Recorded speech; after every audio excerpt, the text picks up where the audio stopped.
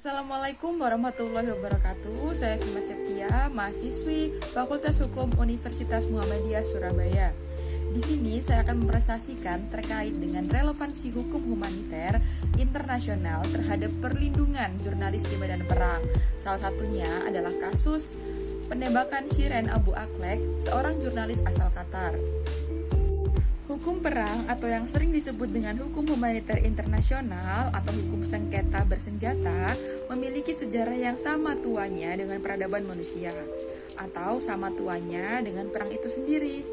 Mokhtar Kusumawijaya mengatakan bahwa adalah suatu kenyataan yang sangat menyedihkan bahwa selama 3.400 tahun sejarah yang tertulis, umat manusia hanya mengenal 250 tahun perdamaian. Naluri untuk mempertahankan diri sendiri kemudian membawa keinsyarafan bahwa cara berperang yang tidak mengenal batas itu sangat merugikan umat manusia. Sehingga kemudian mulailah orang mengadakan pembatasan-pembatasan, menetapkan ketentuan-ketentuan yang mengatur perang antara bangsa-bangsa. Dalam hukum humaniter internasional, jurnalis yang bertugas di daerah konflik bersenjata dianggap sebagai warga sipil dan terhindar dari serangan militer, baik dia merupakan jurnalis independen atau koresponden perang penembakan.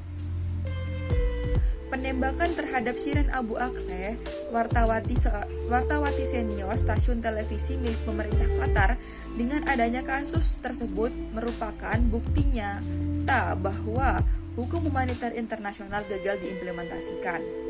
Selain pembunuhan Abu Akleh yang ditembak mati oleh pasukan Israel pada 11 Mei di dekat kamp pengungsi Jenin di tepi barat yang diduduki, jaringan media itu juga akan mengajukan kasus pemboman dan penghancuran total kantor Al Jazeera di Gaza pada Mei 2021 ke ICC. Pernyataan jaringan Al Jazeera mengatakan pembunuhan atau serangan fisik terhadap jurnalis yang bekerja di zona perang atau wilayah penduduk adalah kejahatan perang berdasarkan pasal 8 Piagam Pengadilan Kriminal Internasional.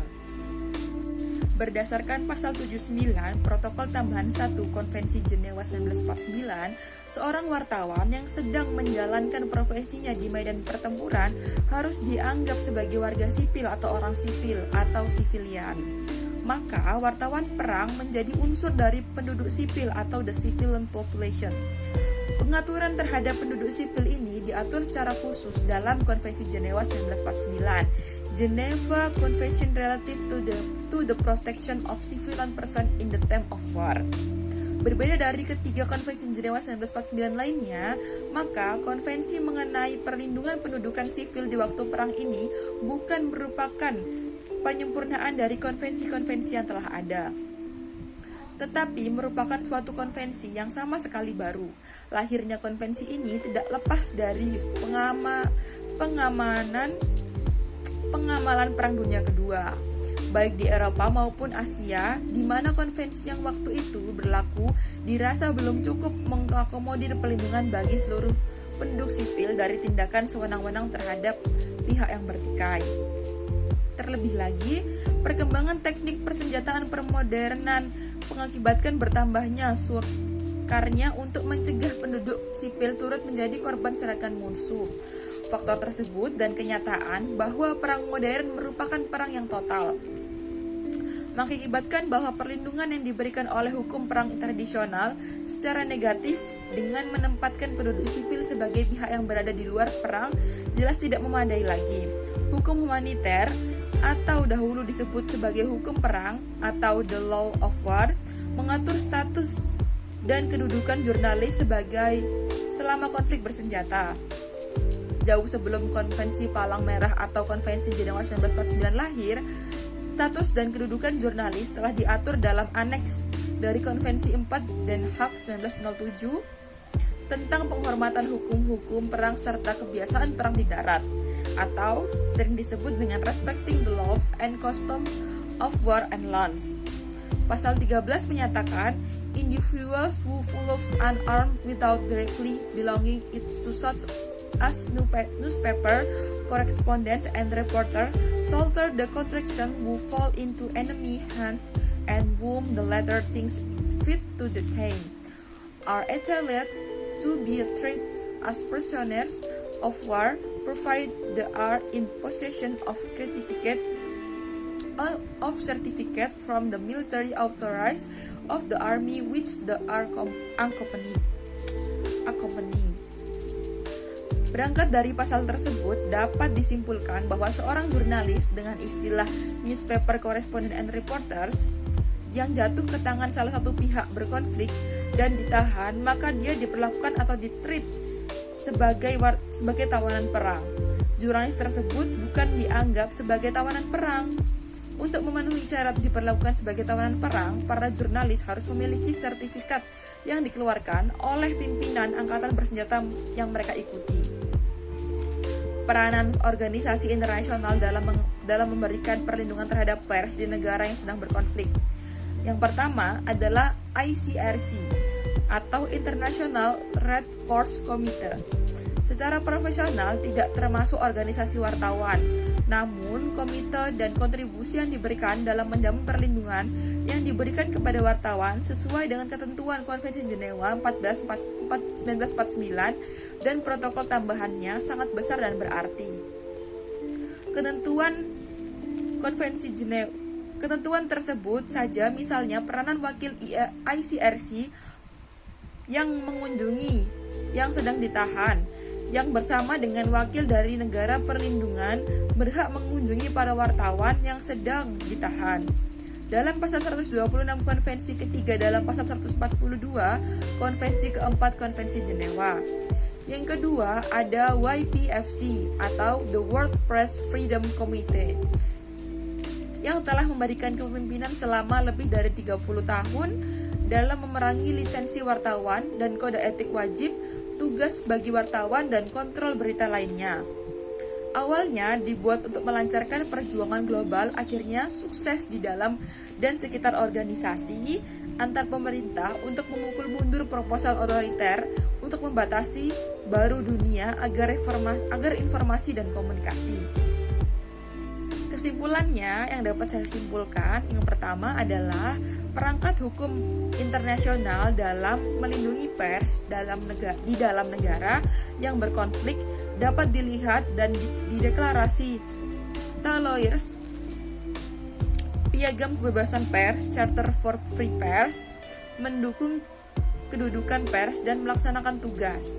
Yang kedua, perspektif hukum internasional dalam melindungi pers di negara yang sedang berkonflik menggolongkan pers sebagai warga sipil sehingga mendapat hak dan perlindungan sebagaimana yang telah diatur dalam Konvensi Jenewa 1949, Protokol Tambahan 1977 dan juga hukum kebiasaan internasional humaniter.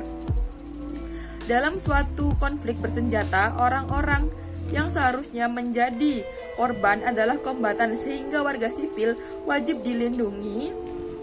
Tetapi apabila warga sipil mengangkat senjata dan ikut berperang, maka statusnya sebagai warga sipil akan hilang.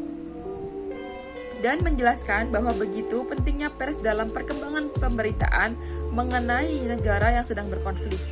Yang ketiga, peranan organisasi internasional dalam memberikan perlindungan terhadap pers di negara yang sedang berkonflik memiliki andil yang sangat besar, walaupun tidak turun secara langsung dalam pengamanan terhadap pers di negara yang sedang berkonflik, tetapi organisasi internasional tetap mengawasi pers yang sedang bertugas. Beberapa organisasi internasional yang dapat kita lihat seperti International Committee of Red Cross atau ICRC dan YPFC atau World Press Freedom Committee. Masuk ke bab saran ya. Saran saya adalah yang pertama, berangkat dari perangkat hukum internasional dalam melindungi pers di negara yang sedang berkonflik yang terjadi sehubungan dengan masih tingginya bahaya yang mengancam pers dalam melaksanakan tugasnya. Seharusnya sudah ada konvensi atau traktat secara khusus untuk pers yang bertugas di negara yang sedang berkonflik, yang dimana di dalamnya mengatur tentang pengamanan pada saat liputan hingga menjadi tawanan.